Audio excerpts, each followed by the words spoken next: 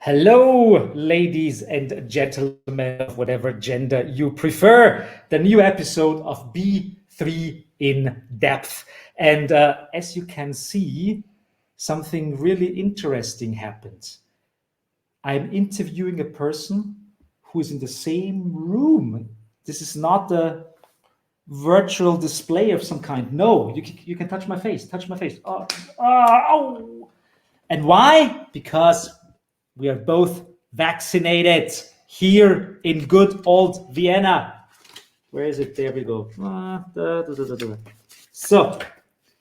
So nothing will happen. We will not infect each other, but hopefully we will do so with our interesting thoughts. And therefore, a big virtual welcome and applause for Harald Homolka-List, a fellow Viennese artist and actor and musician, now screenwriter. And there is one interesting thing that happened recently in his life. He was part of the opening performance of the Wiener Festwochen.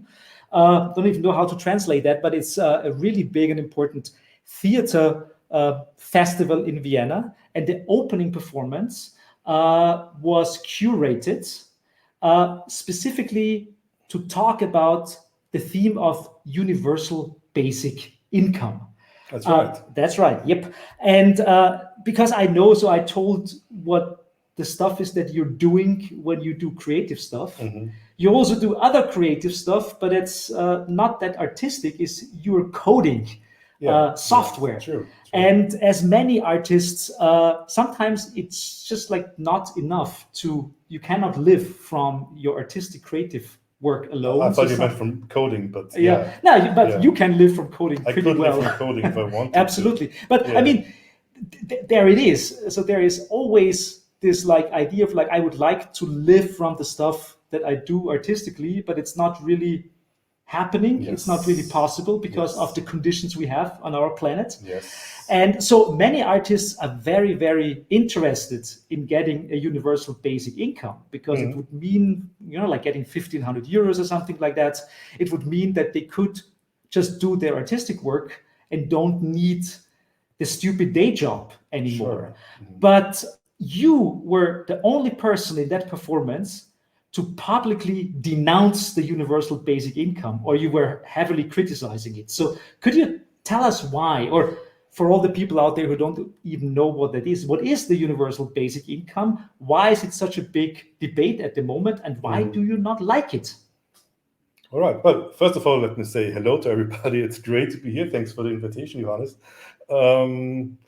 Yes, and then look, when you start entering a project like this, you don't really know how it's developing and what the outcome is. And it turned out to be very pro basic income, as you might think. But I was specifically invited to be like the critical person who is not so much into it. But at the end of the day, I mean, I have the script here. Some printed out papers. It looks used. Not a lot of it got into it. so I kind of so the thing is, well, conceptually it was a very interesting project. This woman, the artist, is Anna Rispoli.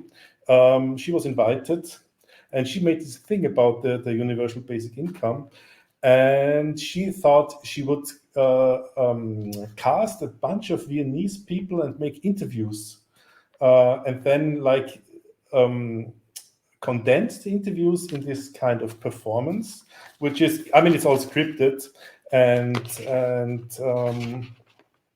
so that was interesting. So all the characters were mixed up at the end. You couldn't really tell whose bit is whose bit. So it was like scrambled or scrambled. So it was the same people who got interviewed, but you didn't know. But the texts were scrambled, and so that was the idea, to make it anonymized, so people don't have to come out and say, this is how much I earn, or this is why I like BGE. Oh, BGE, by the way, is the short form of universal basic income. So part of the performance was that the people who were interviewed also had to say how much they're earning and stuff like that? Or? Yes. Okay. So that's why I guess that is like that's kind of like a big privacy breach, I guess, if you have to say that on stage. Well, it does make kind of sense to if you talk about, so the first part of the performance is like very biographical. People talk about what they earn, how much they work, and how is life for them. So and some of them expose how much they earn. But the second thing is, of course, you don't want people to expose their political views on stage, because that could have, if it's such a leftist thing, it could have also consequences for them. I see. Okay. So that was that. But the thing is, not much of my critical statement got into this at the end. So, okay. So, and why do you think that is? Because they're very pro BGE or UBI. That's what it's called in English. In UBI. English, Okay. it's UBI, Universal Basic Income. Okay. So German, it's BGE. Universal Basic Income is a big debate, Oh, yes. especially in the artistic field. Yes. Left liberal people like it a lot. Sure. And why do you think left liberal people I was advocate for the BGE, the UBI, as well a couple of years ago. So I thought, yeah, sure. People have the problem. It's a very simple analysis, but it's not wrong to say, yes, the problem of the people who can't live from their work, or they don't have work, or they don't earn enough, is they don't have money. They don't have money to buy the things they need. It's very simple analysis. And so therefore the solution is you just give them money. So that's the way I was thinking about it back then. And do you want to read it? No, I'm just taking it away because you're. Let me. All right. Okay. So that's the first approach to the problem is, yes, people have a problem. They don't have money. So the solution, you give them money. And I could not see anything wrong with that kind of thinking, right? Because the first part is right. People do suffer from not having money. So why not give them money, Johannes? Maybe you want to try to make an argument here. The argument would be, of course, people need to be supported in some way. And if it's not possible for them to support themselves in the classic way of like earning a living, getting a wage, then some people anyways, at least in a country like Austria or Germany, people get social benefits. And if you get social benefits, I mean, the difference would be, do you get social benefits because you're unemployed or because you are physically challenged or something like that? Or do you just get them just because you exist? Bedingungslos, which is Bedingungslos in German, the universal part. The universal you just part. get it without any strings attached. Right? So for me, it is in a certain way, it's the old debate about the social welfare state, and if the social welfare state should attach some kind of condition to giving people money, or if everyone should just like get money. Yeah. At least. And the idea of UBI is that you don't attach any conditions. You just get it. You just get like, and here different numbers are tossed around, 2,000 euro every month without condition. So that's the idea. And people like it because they think, life would be good. Life would be great. You wouldn't have homeless people.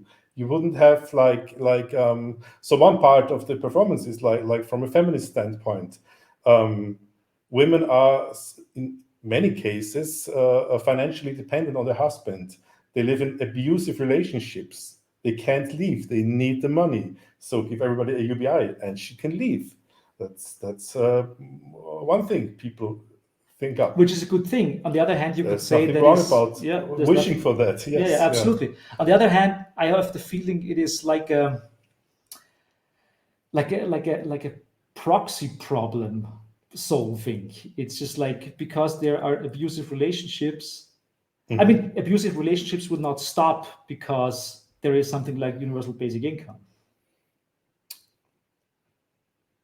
There might be a way out, an easier way out. But if the reason for the person who wants to leave the relationship is that material dependency, then I think that would go away basically with the UBI. So It's an intriguing idea. There's no doubt about it, and it's gaining popularity, and it's discussed a lot these days Yeah. for a long time now, right? Like I don't know. I think that the idea is like more than 20 years old. We had some people in our let's call it team performance group who really advocate for it, who like in organizations that do that, and they fight for it for at least from what I've heard, like 25 years or something like that. Okay, but you were specifically against universal Yeah, I was like basic income. invited to be the cynic. The cynic, okay. Because they knew I'm a cynic. They knew I'm not buying it. Okay, so I think, why are you yeah. not buying it? Well, that's the hard thing, right? It's easy to explain why the UBI is intriguing, and that's what we just did. Yeah, you can dream about what would happen, what and it's a big part of the performances. So let's say it's happening tomorrow. What's going to change? And great things are going to come about then. So that's the easy part. But the hard part, and it's is to criticize it. And it took a long time for me to accept the criticism. So I ran into a couple of guys basically, and I argued for the UBI, and they talked me out of it. We went for a walk. We walked like for an hour or something like that. And I was just not getting it because it is hard. It is hard because it's so hard to understand what money actually is. It's something. It's such a everyday thing that we deal with. We earn it. We go to the store. We buy something, and it's kind of magic, right? It just does the trick. You have money. There's a price. You do the exchange. You got your item that you were interested in. But how does that happen? And that's at the core of criticizing the UBI. It just ignores what money is at its base. It wants to pretend that what money does is kind of magic, but it's not. It's a part of an economic system. It has a function in an economic system, and there is no magic there. You have to understand the economic system to understand how the function arises of money, how money arises, and how its function arises. And that is something that people, including me, just don't want to do. So you don't only have to think about money as, well, that's the thing I buy stuff with. It's also, and in the same way, the thing that separates me from things.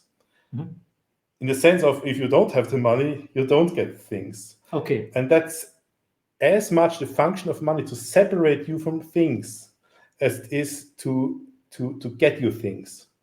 Okay, so then you say that most people think that money is something like a neutral thing. It's just like stuff not even neutral. It's like a good thing. It's like the cure for everything. Yes, you got a problem. Well, not all problems, but if you have any problem of a material kind, all you need is money, and you can solve it. So it's like, or you could even turn it's like all the cure. It's like the cure for everything. It's like medicine, right?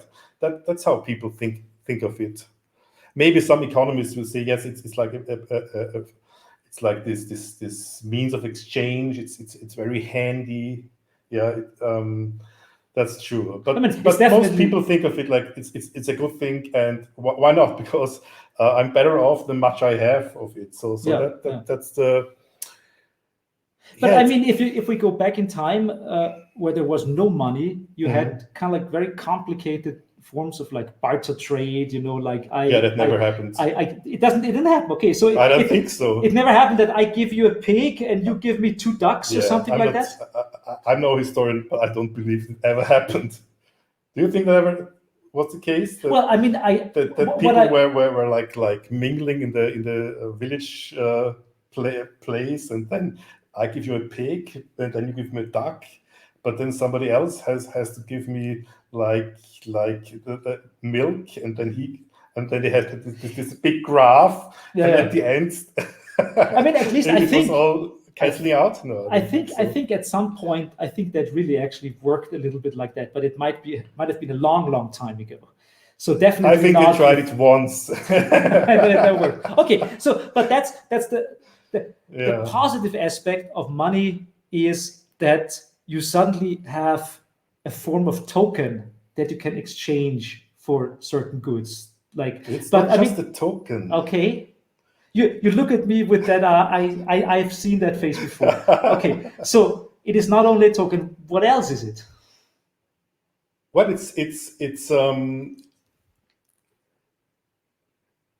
it's like wealth in its purest form. That's what it is. It's not just a token like any old thing. It's like that's really wealth. That's So what money is. but wealth is So everybody wants it. Everybody Yeah. is chasing it. Yeah, but wealth is an accumulation of money. So a person is wealthy if No, the person has a lot of money. It's no. I'm not talking about like being wealthy person, but money is wealth. Okay. You know, it's the substance, right? Okay. Yeah. So you mean that because of the sheer existence of money, something as a concept as wealth arises out of it in some form? No. Wealth arises from basically producing stuff. You put in the work, you get the thing that is so that's like material wealth, right? Like useful things, like things to eat, things like cars, houses, anything. That's what wealth is basically, right? Things you need. That's wealth, and that arises through work. You just work, and then you have the thing you need. Okay, so in the That's the modern material side of wealth. in the modern way how we deal with things, we kind of exchange our time that we work or our skill set Yes. and exchange that. For example, you are a coder, you work in the Yes. company and Yeah. you produce codes Yes. with your lifetime With my and bare with your hands. skill, with your Yeah. bare hands, Yeah, yes, including, yeah. and you get money for that. Right. Yes. And most people do that. Are there people who don't do that, or is it just like who is subject to that miserable thing of having to work? Well, everybody needs money. That's a given, right? So unless you're kind of I mean let's just say everybody needs money, right? Everybody needs money, but not everybody has to work. That's and the people who don't have to work, they already have money. That's, if you have money, you don't have to work. Yeah. Would that be then what commonly is known as the bourgeoisie? That people who have money are the bourgeoisie, or so? Like, how does that work? Well, people who have money who don't have to work, they're called capitalists. So they have money, they don't have to work, they buy workers. That's what they do, and they get, so they pay them the wage, they get the product, they can sell the product, they own the product, and that's how they make more money. Okay. Well, that's known for a long time. Yeah. But we have to go back to the UBI, I think, because that's yeah. So with money, so I was about to say you have to think of it as separating you from the things you need, as well as being the access key to it, right? And people want to have under the rug, to brush under the rug. As we say in German, the part. Don't they say it in English too? I don't know, but people tend to forget. Hiding it under the They're rug. hiding it. Yes. The part that you're separated from the things through money, and you can only access it through money, and so.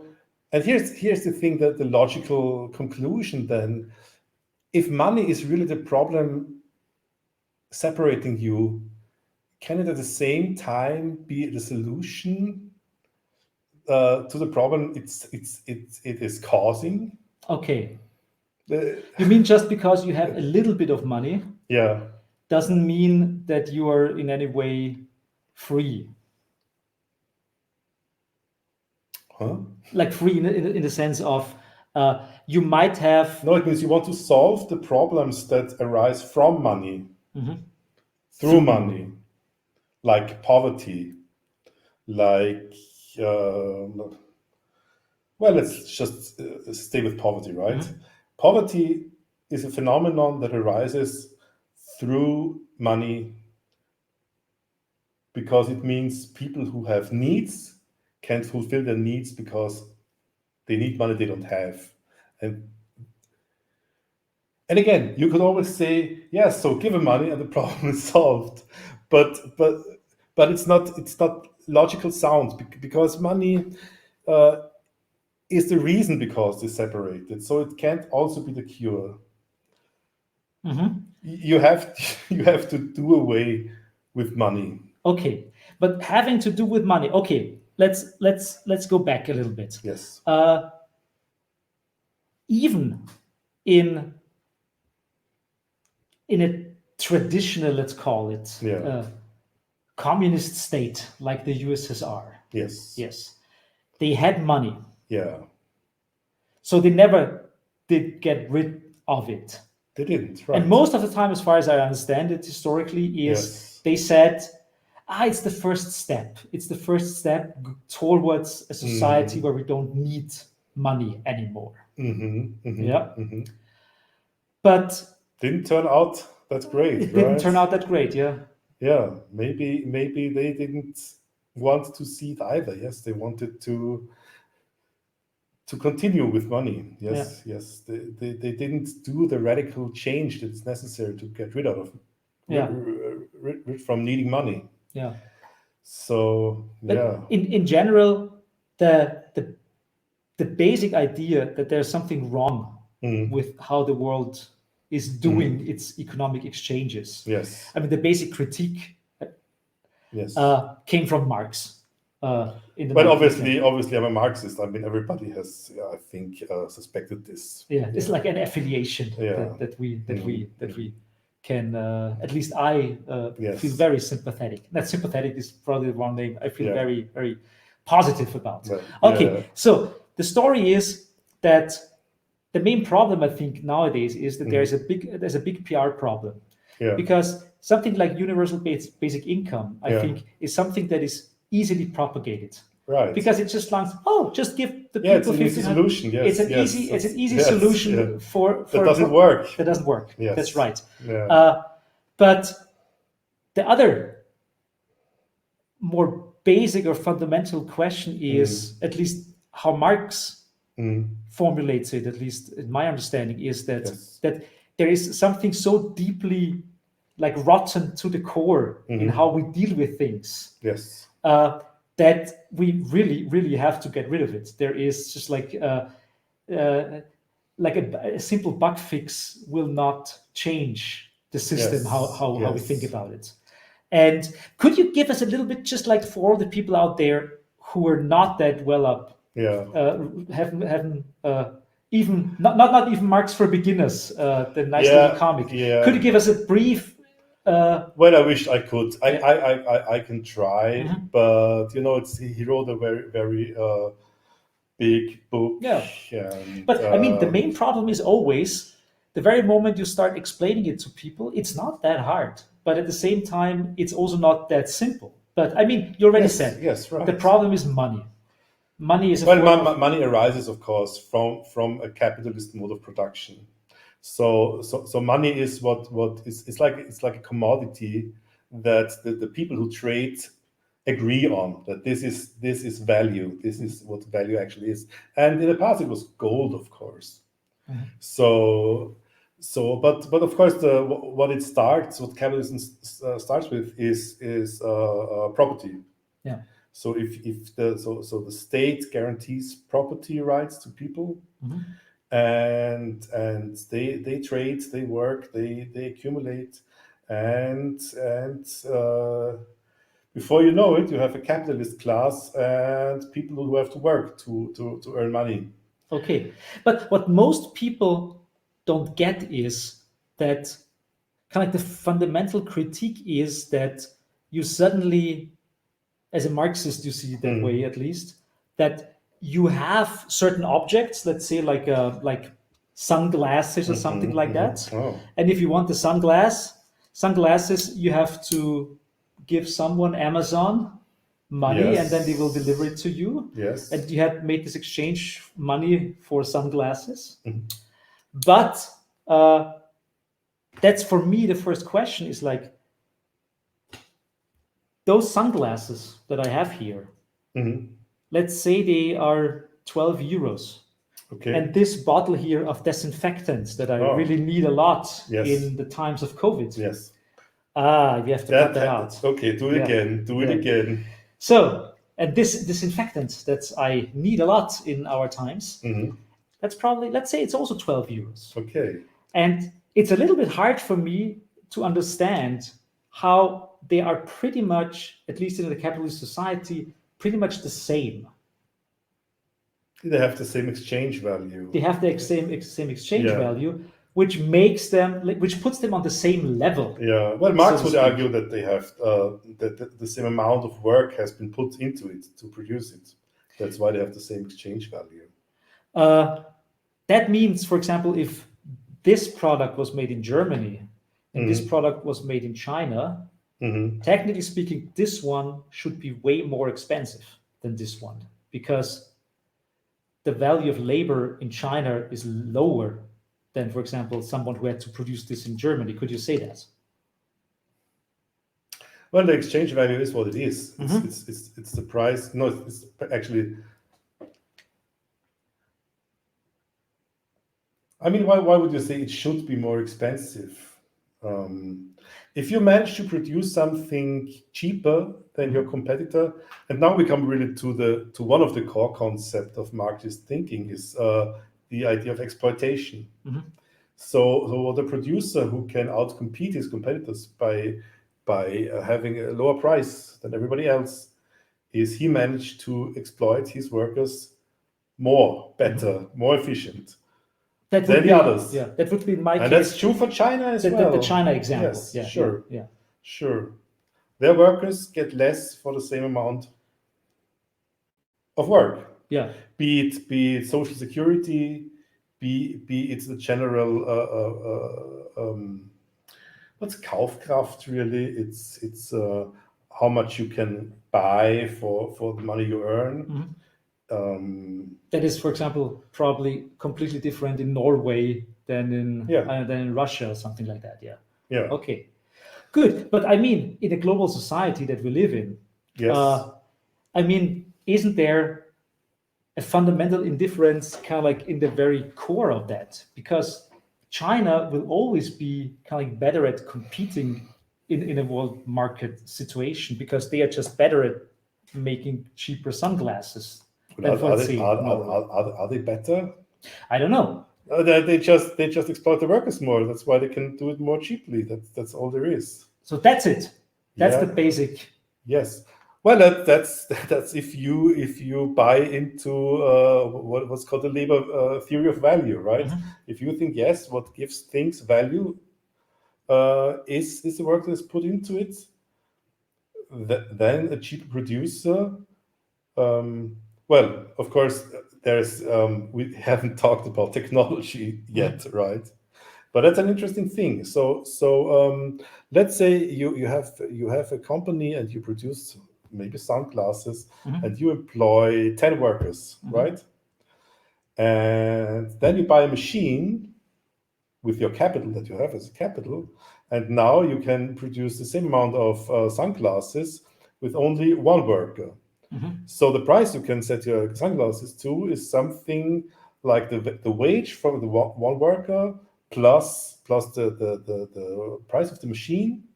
And if it's lower than the 10 workers you had to pay before, you can reduce the price and therefore outcompete your competitors, right?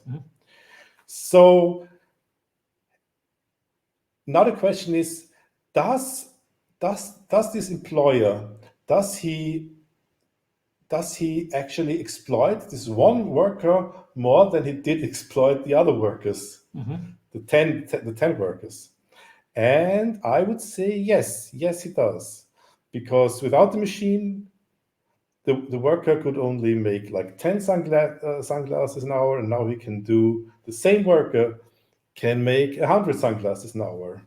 So the worker operating the machine is actually putting out more product, but he is tenfold more product, but he still gets the same wage. And so the rate of exploitation has changed in favor of the capitalist. Yeah, I mean, capitalism's big rise. And everybody was in the will 19th say, century. Yeah. and this is totally true. It's like, right, but like he bought the machine, he paid the wage to the price Yeah, that he has the the risk, worker has so to agreed. speak. It's always the risk, you know. No, I'm not talking about that. That's an aspect too. But I'm talking about there's, if you look at it, there's nothing wrong with this one remaining worker being tenfold more exploited than it was before, because you say, well, he didn't have to pay for the machine, right? The capitalist did.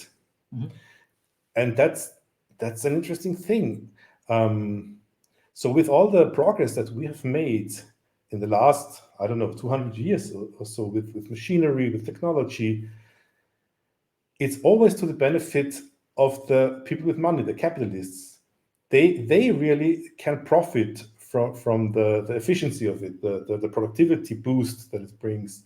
But the worker, for him, it's just all the same. He just goes from, I don't know, 9 to 5. He gets the same wage. He puts out tenfold of the sunglasses. In this case, it's none of his concern. So the productivity boost all goes to the capitalists. Yeah. So there is plus we have 9 more unemployed people. And exactly. I wanted to talk about that, because I mean, as you say, capitalism is like roughly 200 years old, and of course there's a correlation between the Industrial Revolution and people moving into the cities because they were banned from their agricultural lands and all that stuff. Sure. But you would think, and many capitalists argue in that way, that of course there is a lot of innovation. People want to design new machines. It's not a big difference between, I don't know, like a vacuum cleaning robot or something like that, and some other form of machinery. So there is a certain amount of work is now being done by machines, and even more so, a lot of work is done by algorithms. It is always it's getting a little bit more virtual, so to speak. Yes. At the same time, there's more concentration of that wealth, more concentration of technology. I mean, Amazon is doing a lot of research in AI and robotics because obviously they want to get rid of more workers, because if they can be exchanged, then that's better for the company. But capitalists say that is a good thing. And the more efficient the system is, they say the more efficient the system is, the more free time people have. But they clearly don't. I mean, they are like unemployed. That's when they have free time. Yeah, sure. But not the ones still remaining in the production process.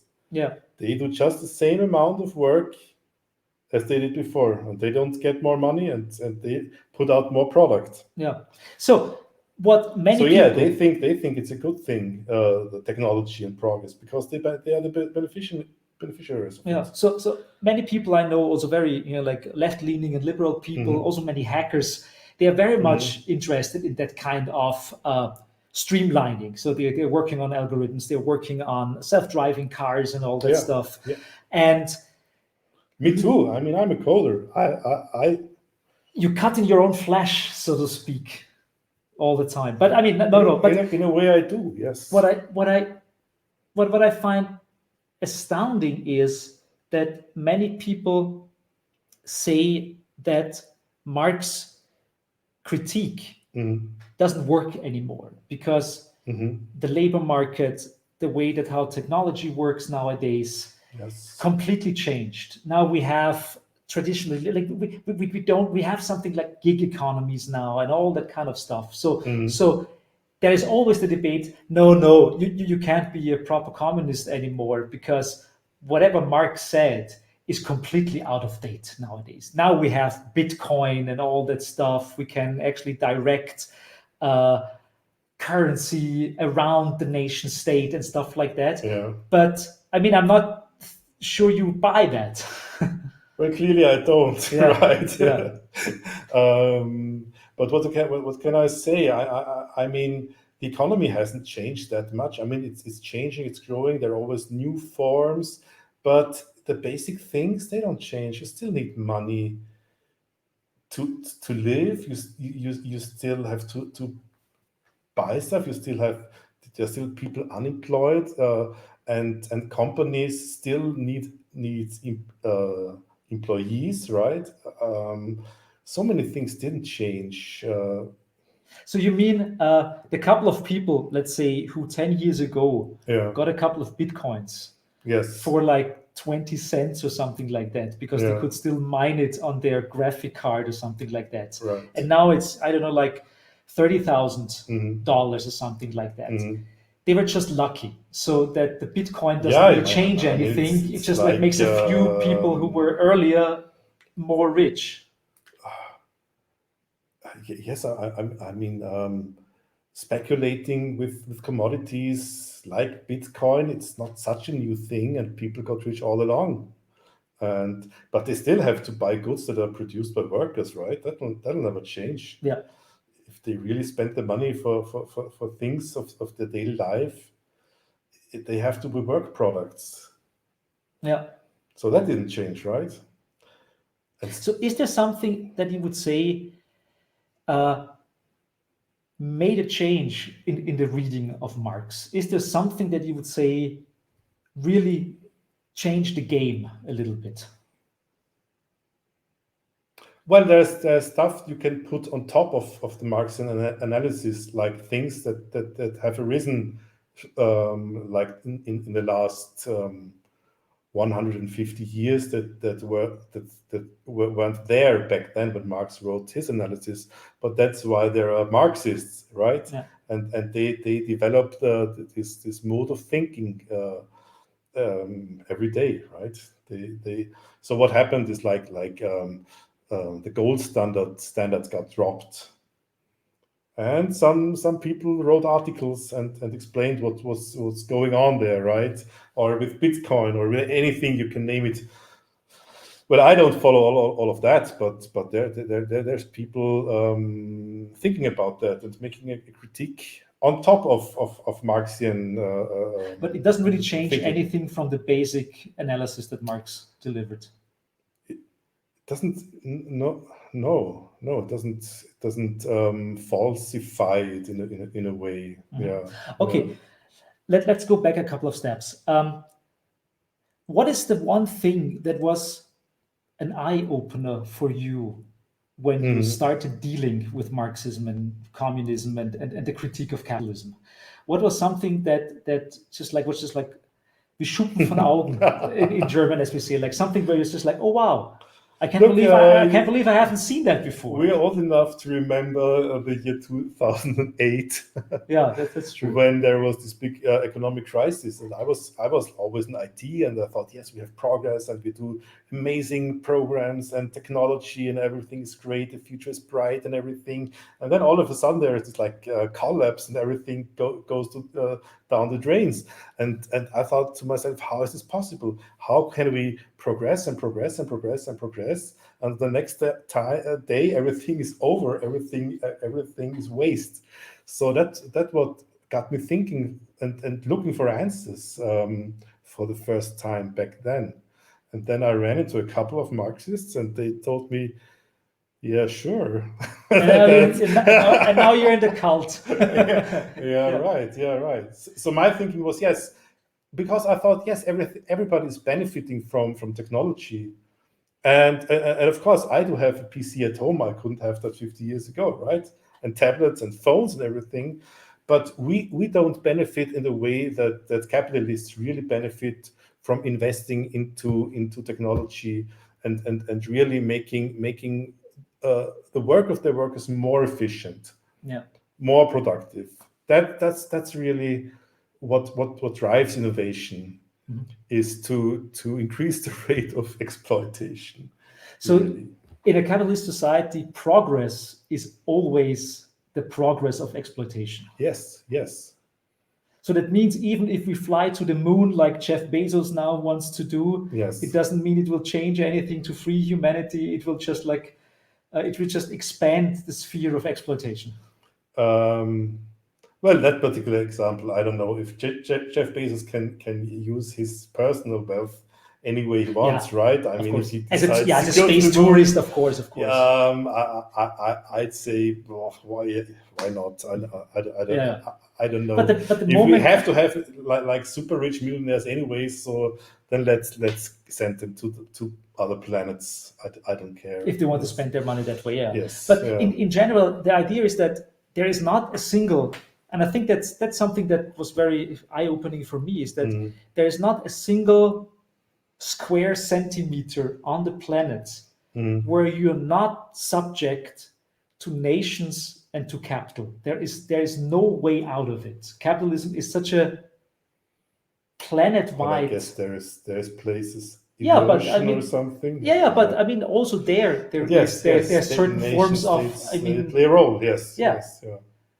And for many people, at least for many people in the leftist field that I know, there is always this interesting battle between. Some of them are very pro-state because they pretty much say the nation state is the only thing that is powerful enough to save us from capital, from capital exploitation. That's why we have something like a welfare state, or that's why we have the EPA. Yes. So the capitalists can't dump their shit in rivers all the time. So it's always also what the UBI people think, right?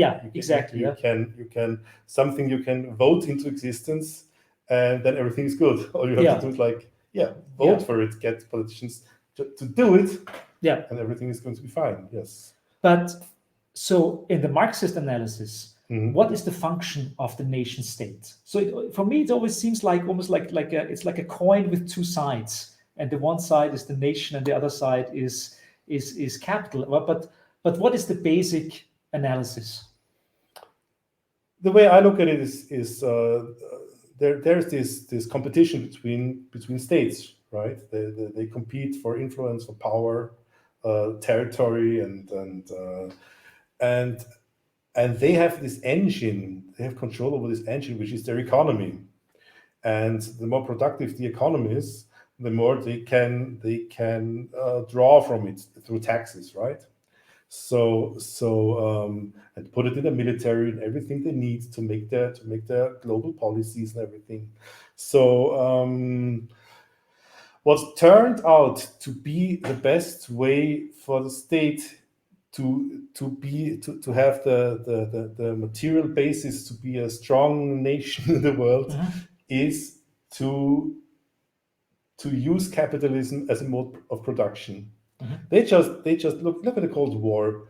They just got outcompeted by capitalism. The Soviets. The Soviets, right? Yeah. They couldn't keep up with it, right? Because capitalism is so productive.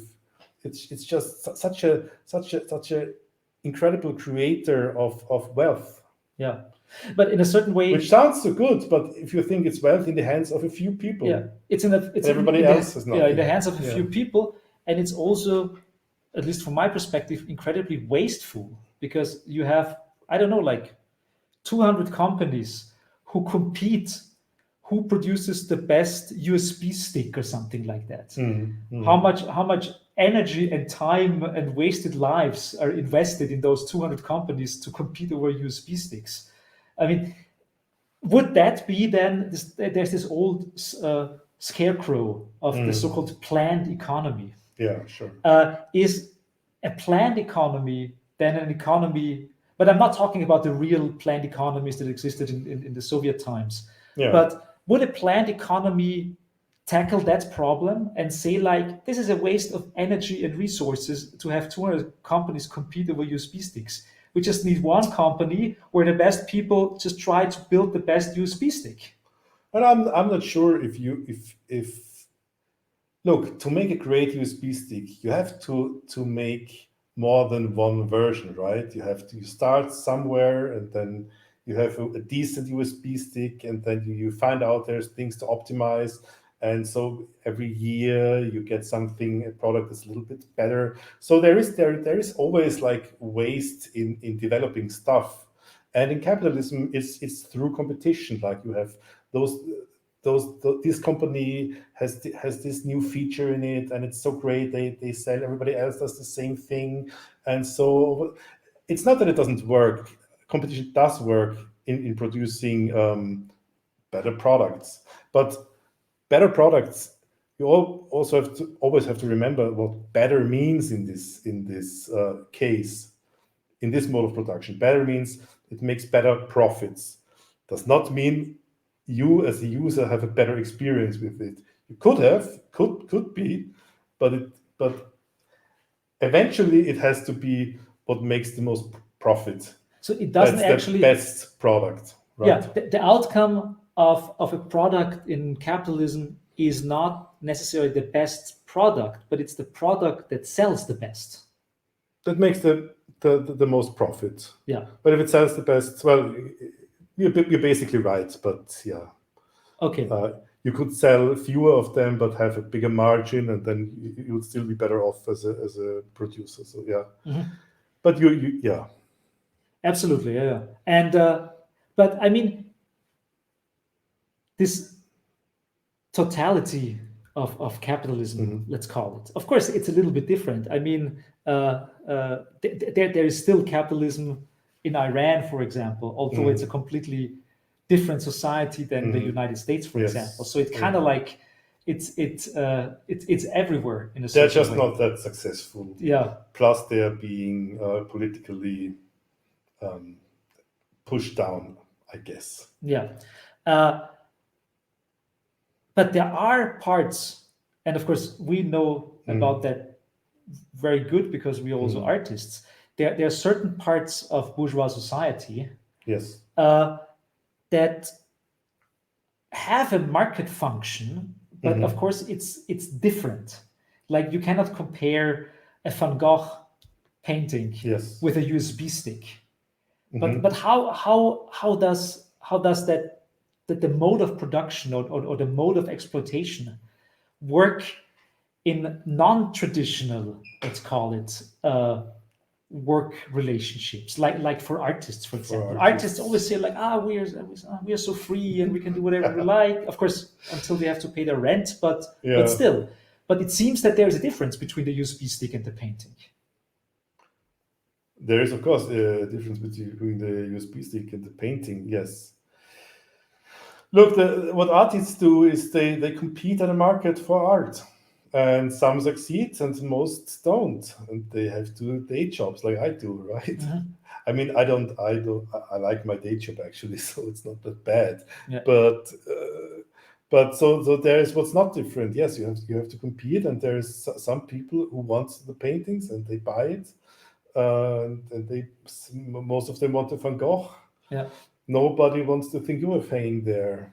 You know, the thing. Yeah. But so it is also about progress, or it's also about innovation, but it has different mechanisms, it seems, in the art world than in other parts of economy. I don't know.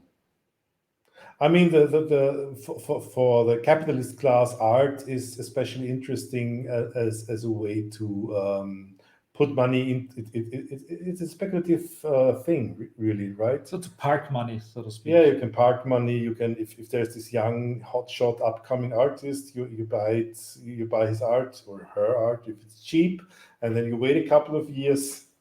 And when he or she dies, maybe you can sell it for a profit.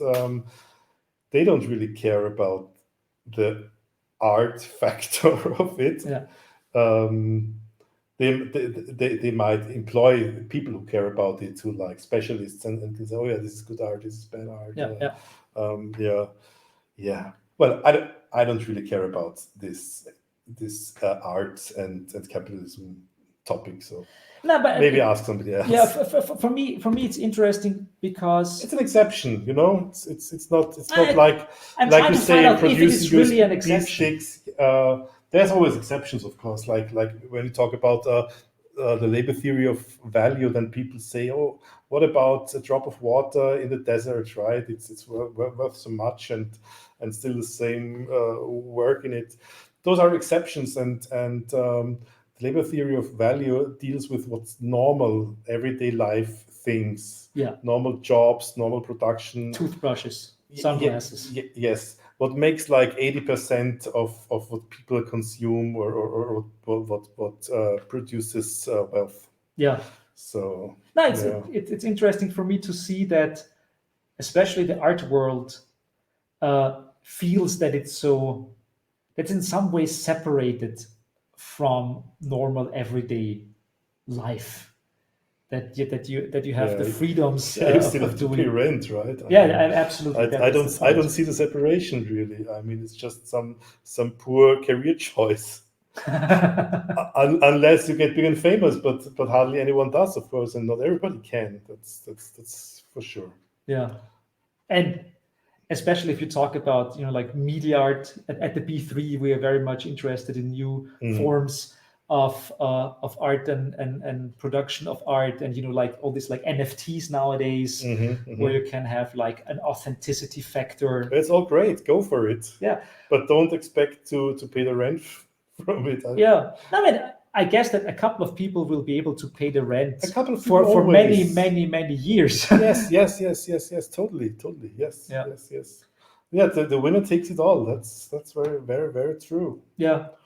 So for me, especially in technology-driven art, it is really just a matter of who learned about a certain kind of technique or a certain format or a certain medium Yeah. early enough Yeah. to use it, to be the first in line, Yeah. then be the one of 10 people to be able to really make a shitload of money with that. Yeah. And then the rest, of course, can double along and make a little bit out of that, which is always very, very Yeah, sure. I mean, if you frustrating. like nowadays in the 2020s, you make like video art with VHS or something, it's a little bit cheesy, right? You won't be very popular, I guess. Yeah. But I don't know. I'm not an expert in this field, yeah. But I'm not an expert anyways, right? I'm a semi-expert in Marxism.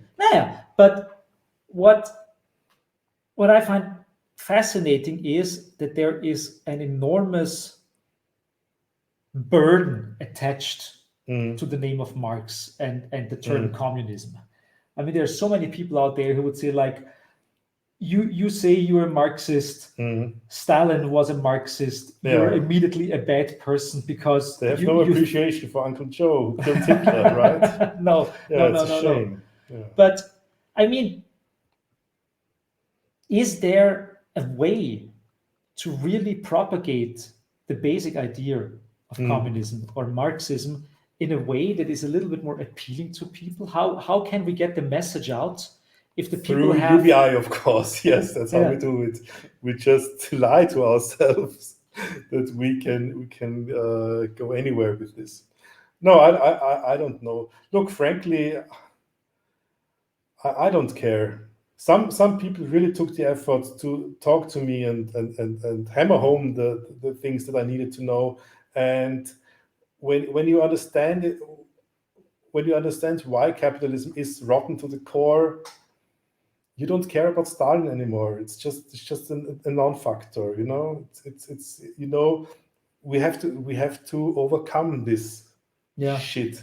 Right? I mean, of course, yeah. I'm not a fan of Is Stalin, there- but it's always a very apologetic thing. It's because I've been in such discussions a long time, saying like, "Whoa, blah, blah, blah, blah, blah, blah, you're a leftist, you're a Stalinist, blah blah blah blah blah," and in the end, of course, Marxism is a critique of capitalism, the system we live in, and many of us suffer under, right?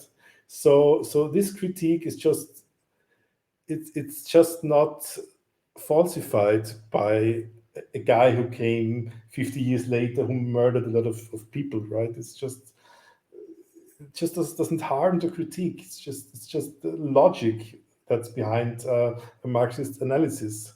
It's strange that it scares a lot of people. People are really scared Yeah, they should if be they're scared. confronted. Yeah.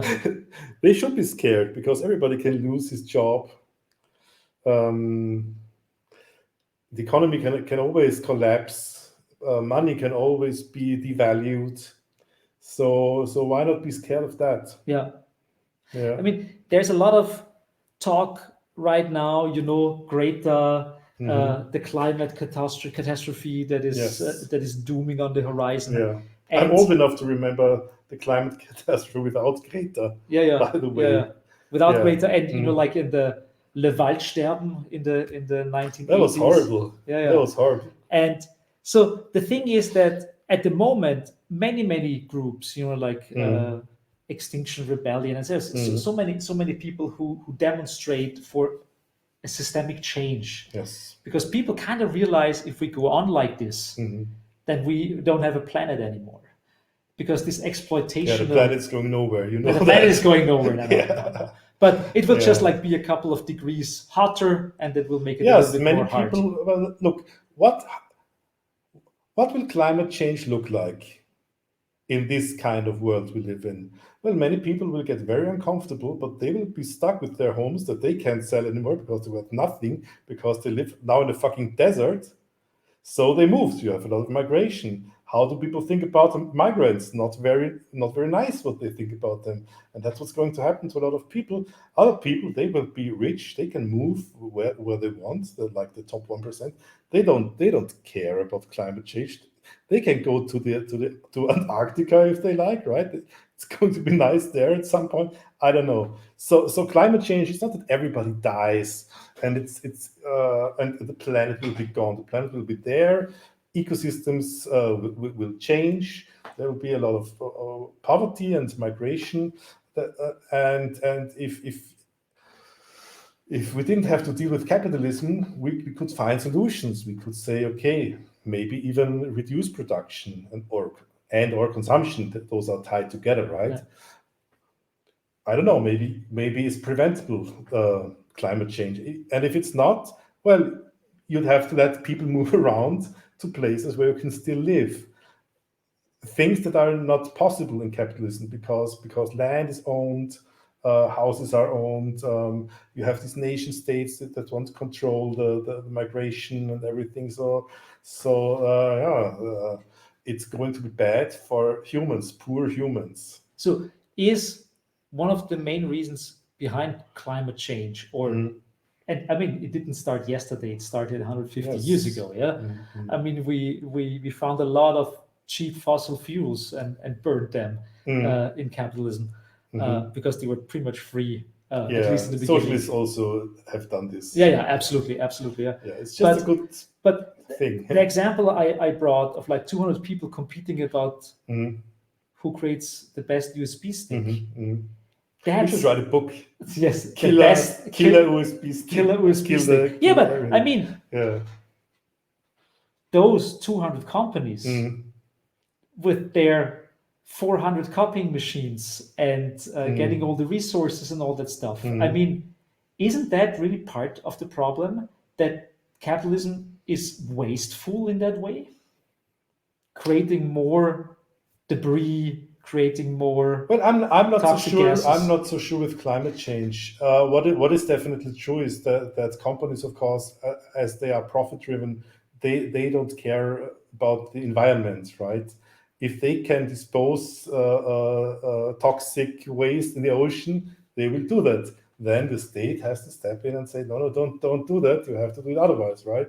So of course there's something environment unfriendly about companies that work for a profit. With climate change and CO2, I'm not so sure because this need for energy that we have, it's something that comes with our advanced way of life, our energy consumption, right? That we want to live in warm houses, in the winter and in cold houses in the summer and have fridges and cars and travel and everything. We all want that, and that wouldn't change in a socialist society unless people choose to do so. But the socialist society is whatever people make out of it, right? So Yeah. yeah. The only way out Mm. of this mess is, of course, talk about it, like we did now Yes. for the last hour or so. Yes. But at the same time, you called yourself a cynic. Yeah. Is it really cynicism? Or But I is think it's the way I am perceived when I criticize UBI, because they're throwing around things like Gerechtigkeit. What's that in English? You do the translation, Gerechtigkeit, and all the buzzwords, right? justice. Yeah, justice, freedom, even love. At the end, they say we want love, love, love, love, love. Fürsorge, what's that? Caring, love, all those wonderful, heartwarming things. And then the fat guy comes and says, it's never gonna happen. Be a communist. Don't be such a UBI sucker. But that's good. Yeah. When you say be a communist, Yeah. how do you do that? How do you do that? I just did, right? Okay. How do I do it? No, there's no hiding. You can't hide that you are a communist, because it's pointless. You have to convince people. You have to talk to them, and you have to take people for real. Yeah. And say, if somebody could convince me, maybe I can convince somebody. No, and to a certain degree, you do that in your art as well. So there's you try it. Yeah. I don't believe in like what's in fooling people into something they don't want and don't understand. Right? I want to be straight. Yeah. I want to just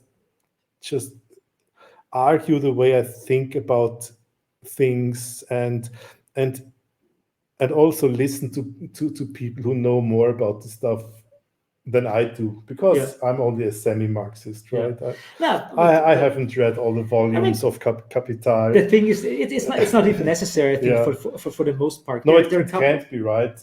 It has to be some simple, basic thoughts that everybody can and should run through his or her mind. So it really can get viral. It needs to be quite simple. Yes, absolutely. But is there something that you would recommend for interested people out there? Something to read, not like the whole works of Marx, Capital. But is there something that you would say, like, where people can start in German, in English, whatever you think?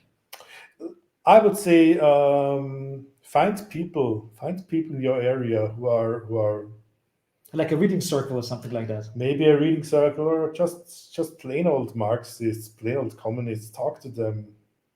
And some of them are unpleasant. And argue with them. Yeah, very unpleasant. Yes. Yes. But that is true.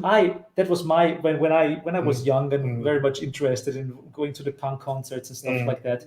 The grumpy people were always the Marxists. They were grumpy. When I was a young kid, young leftist, going to the parties, the grumpy people sitting around in the corner were always the Marxists. And I kind of was afraid of them. They were kind of like, do you want to talk about communism? So it was kind of like, oh my God, who are they? But in the end, they were the most interesting people in the room most of the time. Yes. There's this urgency that is totally understandable in the left, of people who say, yeah, you're always talking, and I like doing stuff. I'm a doer, and it sounds great, but it's worthless. Yeah. Because there's spraying like something on a wall. It doesn't do anything. It doesn't help anything. Fighting with the police at a demonstration doesn't change anything. That doesn't change much. No. They're just stronger. They have better weaponry and better training. And in the meantime, most of the really subversive stuff out there, like graffiti or whatever it is, in the meantime, it's all co-opted by capital. Like the first thing that PR companies read when no logo came out by Naomi Klein, where she was criticizing how big capital is co-opting subversive art and stuff like that. The first thing that happened is they read the book. We have to find a way to not do it like this. We have to find a way around it. So there is always this yes, space race for the dominance of subversive movements. And capitalism is fast, and many people work in their favors. Yeah. And you have to know what you are fighting in order to replace it with something better. If you just fight, you may behead a king, but if you don't know what was wrong with that king in the first place, you won't get something better out of that. Yeah, you replace it with a similar king. You have to be informed. That's hard. People don't like to do it.